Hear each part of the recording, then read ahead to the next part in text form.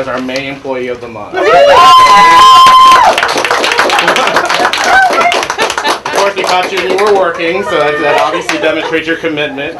So, you know, as one of our most valued nurses in the school, you're always described by your staff and your coworkers as a very kind and compassionate person. She is, right? One of the things that they've always said to us about you is that you're always willing to give care at the highest level and the highest of your ability to all of our children and adults. One of the things we really care about. It's obvious that you are committed since you're obviously with a client now, but we really appreciate everything that you do. Your coworkers also really appreciate how dedicated you are to the department and how willing you are to help out no matter what. You know, even beyond hours of your normal work schedule.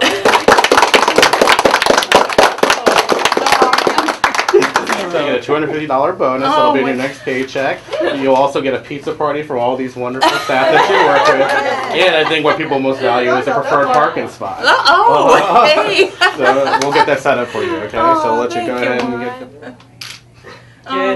Probably what I love most though is my connection with not just my coworkers, but the kids especially, and the adults too. I love all of them, but I think especially these severe autistic kids, you know, if you can get some eye contact or even the briefest smile or a high five, you know, it really makes my day.